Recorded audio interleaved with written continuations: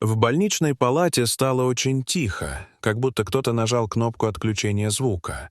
Обычно, когда рождается ребенок, все счастливы и взволнованы.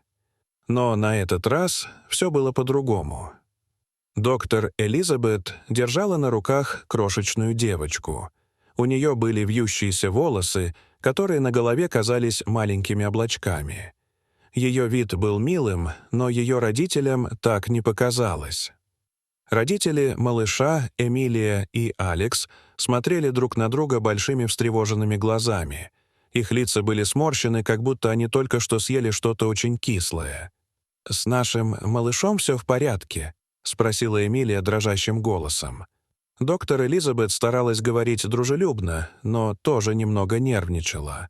Она совершенно здорова, просто выглядит немного по-другому. Эмилия и Алекс не могли отвести от нее глаз. Личико их малышки было опухшим и странно выглядело. У нее были странные отметины по всей коже, ее руки были немного скрючены. Это был не тот милый, идеальный ребенок, которым они мечтали похвастаться перед своими друзьями. Когда пришло время выписываться из больницы, Эмилия и Алекс вели себя очень странно. Они не улыбались и почти не разговаривали, заполняя документы. Эмилия держала детскую коляску, но выглядела так, будто чувствовала себя неловко, как будто несла тяжелую коробку, а не крошечного ребенка. «Давай быстрее пойдем домой», — прошептал Алекс, нервно оглядываясь по сторонам. Дома все казалось странным и грустным. Детская, которую они украсили в розовый цвет и наполнили мягкими игрушками, теперь казалась слишком тихой. Эмилия поставила переноску на пол и даже не взяла ребенка на руки. «Что мы будем делать?» — дрожащим голосом спросила она Алекса. «Мы не можем показать ее нашим друзьям и родственникам. Что они скажут?» Алекс только покачал головой и вышел из комнаты. Следующие несколько дней они ухаживали за малышкой, но не обнимали ее и не пели ей песни, как это делают большинство молодых родителей. Они даже не дали ей имя. 3 дня спустя Эмилия и Алекс совершили по-настоящему бессердечный поступок. Посреди ночи, когда на улице уже стемнело, они поехали в детский дом. Они оставили свою малышку прямо у ворот с запиской, в которой говорилось: «Мы не можем о ней позаботиться. Пожалуйста, найдите ей хороший дом». Когда они уезжали, оставив свою малышку, они и понятия не имели, что маленькая девочка, которую они считали слишком некрасивой, чтобы любить, вырастет кем-то удивительным и нанесет им шокирующий визит. Жизнь маленькой девочки в приюте была очень тяжелой. Из-за того, как она выглядела, ее прозвали комковатой и скуластой. Ей было трудно есть вилками и ложками, потому что ее руки были слегка деформированы. Но один человек из приюта, мисс Хиллари, разглядела в этой маленькой девочке что-то особенное. «Послушай, милая», — говорила мисс Хиллари, крепко обнимая девочку, «в тебе есть что-то волшебное. Ты ярче любой звезды на небе, красочнее целой коробки цветных карандашей. Не позволяй никому расстраивать себя, хорошо?» Мисс Хиллари назвала девочку Бритни, потому что, по ее словам, улыбка Бритни была такой же красивой и яркой, как весеннее поле цветов. По мере того, как Бритни росла, она становилась смелее и выносливее. Когда другие дети говорили, что у нее что-то не получается, она изо всех сил старалась доказать, что они неправы. Она часами упражнялась в письме, пока ее беспорядочные каракули не превратились в красивые буквы. Когда другие дети на переменах занимались спортом, Бритни придумывала свои собственные игры, в которые она умела играть по-настоящему хорошо. Она была чемпионкой по классикам и беготне с тенями. Но иногда Бритни все равно приходилось нелегко. Однажды, когда ей было 8 лет, в приют пришла новая девочка по имени Хлоя. Когда Хлоя впервые увидела лицо Бритни, она закричала и убежала. Бритни стало так грустно, что она спряталась в ванной и заплакала. Мисс Хиллари нашла ее там и крепко обняла, и это, казалось, длилось вечно. «Помнишь, что я всегда говорю тебе, Бритни?» — спросила Хиллари. «Настоящая красота исходит изнутри», — закончила Бритни, вытирая нос рукавом. «Верно. И у тебя, моя дорогая, самое прекрасное сердце, которое я когда-либо видела», — сказала мисс Хиллари. После того дня Бритни приняла очень важное решение. Она будет особенно добра к каждому новому ребенку, который придет в приют, независимо от того, как они отреагируют, увидев ее. Она стала чем-то вроде приветственного комитета из одной девочки, всегда готовой широко улыбнуться и дружелюбно поздороваться. Когда Бритни стала подростком, произошло нечто удивительное. Она обнаружила, что у нее действительно хорошо получается создавать произведения искусства. Она использовала свои руки уникальной формы, чтобы создавать самые потрясающие скульптуры, которые вы когда-либо видели. Казалось, ее руки точно знали, как мять и лепить из глины невероятные вещи. Ее скульптуры представляли собой безумную смесь людей, животных и форм, все это переливалось всеми цветами радуги. Однажды в гости в приют пришла леди по имени миссис Кларк. Миссис Кларк владела модной художественной галереей в большом городе. Когда она увидела скульптуры Бритни, ее глаза стали размером с обеденные тарелки. «Боже мой!» — воскликнула миссис Кларк. «В твоем творчестве есть что-то волшебное, Бритни.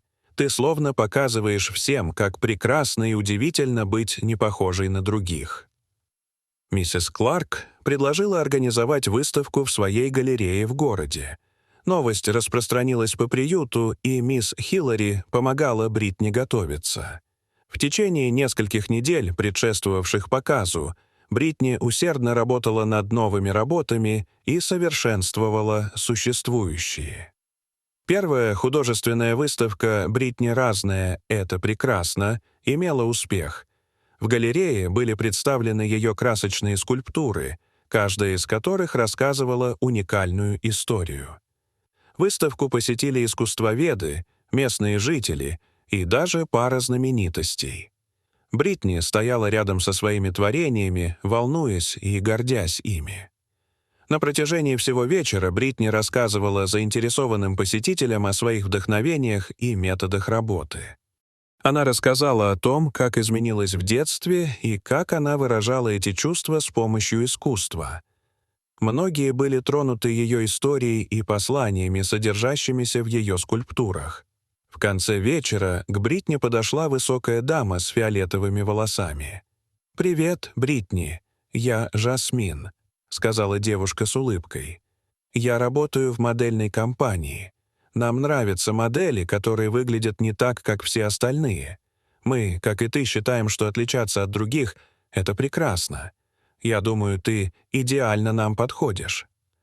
У Бритни отвисла челюсть. Она? Модель? Ну, это казалось таким же невозможным, как если бы слон делал сальто. Но потом она вспомнила, что мисс Хиллари всегда говорила о ее внутреннем свете. Она глубоко вздохнула и выпрямилась. «Хорошо», — сказала Бритни тихим, но решительным голосом. «Я постараюсь сделать все возможное». То, что произошло дальше, было самой безумной и невероятной историей. Бритни участвовала в фотосессиях, где ее наряжали в самую модную одежду, какую только можно себе представить. Она расхаживала по подиумам, выставляя на показ свои вещи, как будто была здесь хозяйкой. Она даже попала на обложки журналов. Люди по всему миру влюбились в уникальный образ Бритни. Она заставила многих других людей почувствовать, что они тоже не такие, как все. Когда Бритни исполнилось 18, она поняла, что пришло время покинуть приют и начать самостоятельную жизнь. Под руководством мисс Хиллари она нашла свою первую квартиру. Она была небольшой, но принадлежала ей. Это было место, где она могла лепить, рисовать и творить. Быть знаменитой не всегда было легко. Однажды Бритни читала в интернете комментарии о своей последней фотосессии.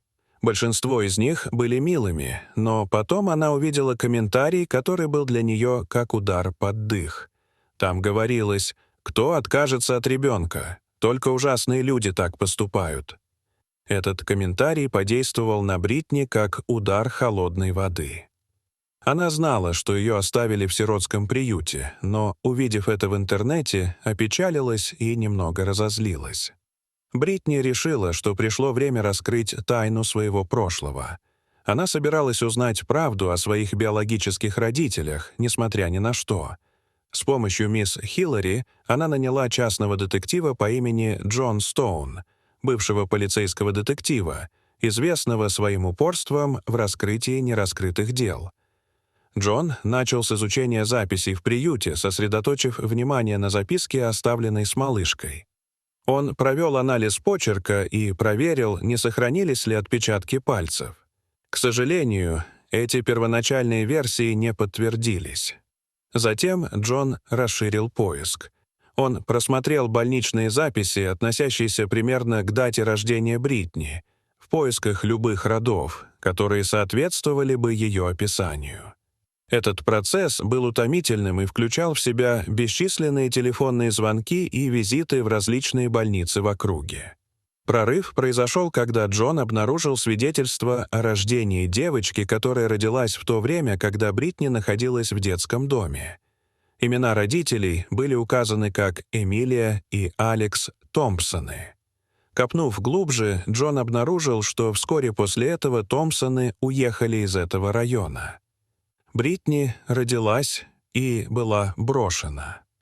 Джон проследил за передвижениями Эмилии и Алекса на протяжении многих лет, используя свою сеть контактов. Он следил за сменой работы и обновлением адресов.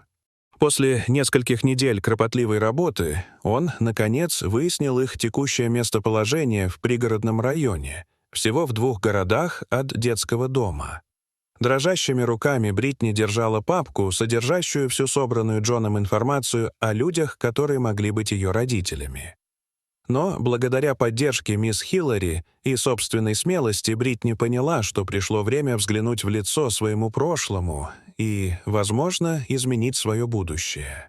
Она нанесет им шокирующий визит. Сердце Бритни бешено колотилось, когда она стояла перед самым обычным на вид домом. На ней было блестящее платье, гораздо более нарядное, чем та одежда, которую она носила в приюте. Она глубоко вздохнула, затем постучала в дверь. Дверь медленно, со скрипом отворилась. Появились мужчина и женщина. Когда они увидели Бритни, их глаза расширились, а рты открылись от удивления. «Привет», — сказала Бритни, стараясь казаться храброй, хотя у нее дрожали колени. «Меня зовут Бритни. Я думаю, что я ваша дочь». Эмилия и Алекс выглядели так, словно вот-вот упадут в обморок. «Этого не может быть», — прошептала Эмилия очень тихим голосом. «Пожалуйста, входи», — сказал Алекс срывающимся голосом, как будто он нервничал. Внутри дом казался тяжелым и напряженным, как будто было трудно дышать. Все стены были увешаны семейными фотографиями, но ни на одной из них не было Бритни. От этого у нее защемило сердце. «Мы сделали что-то действительно плохое», — сказала Эмилия. «Мы были молоды и напуганы», — продолжил Алекс, уставившись в пол. «С тех пор мы каждый день чувствовали себя ужасно из-за этого, как будто на наших сердцах лежал тяжелый груз». Бритни глубоко вздохнула. Она была зла, но потом вспомнила всю ту любовь, которую она получала от мисс Хиллари, миссис Кларк и других, кто знал, какая она особенная. «Я пришла сюда не для того, чтобы расстраивать вас», — мягко сказала Бритни. «Я пришла, чтобы показать вам, что ребенок, которого вы оставили, вырос прекрасным человеком, как внутри, так и снаружи».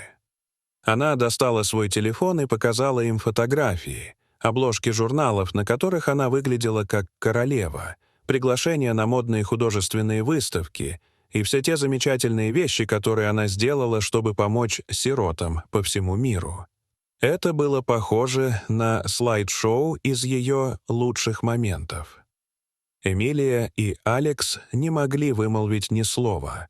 Они стояли неподвижно, как статуи, уставившись на экран телефона. Им было так неловко, словно они хотели исчезнуть. «Мы не заслуживаем твоего прощения», — наконец произнес Алекс дрожащим голосом. Бритни слегка улыбнулась, как солнышко после дождливого дня, и сказала: «Прощение не зависит от того, кто его заслуживает. Речь идет об исцелении. Это все равно, что наложить повязку на сердце, и я приложила немало усилий, чтобы попасть сюда». Когда Бритни собиралась уходить, она оглянулась на своих биологических родителей и сказала: «У меня теперь замечательная семья, люди, которые решили любить меня, но, если вы хотите, мы могли бы узнать друг друга получше». Эмилия и Алекс кивнули со слезами на глазах. Бритни вышла из дома, чувствуя себя сильной и гордой, как воин, который только что выиграл крупную битву. Она посмотрела в лицо своему прошлому и стала еще сильнее. Вернувшись в свою квартиру, Бритни позвонила мисс Хиллари. «Как все прошло, милая?» — спросила мисс Хиллари, и ее голос был теплым и успокаивающим, как объятие. Бритни улыбнулась, а по ее лицу потекли слезы счастья. Все прошло так, как и должно было быть. «Спасибо вам, мисс Хиллари, за то, что верили в меня, даже когда я сама в себя не верила». «О, моя милая девочка», — рассмеялась мисс Хиллари, «именно ты научила всех нас видеть красоту в том, чтобы отличаться от других». Дорогие зрители, а вы когда-нибудь судили о человеке только из-за его внешности? Расскажите, пожалуйста, в комментариях. А если вам понравилось это видео, то ставьте лайк и подписывайтесь на наш канал. До свидания.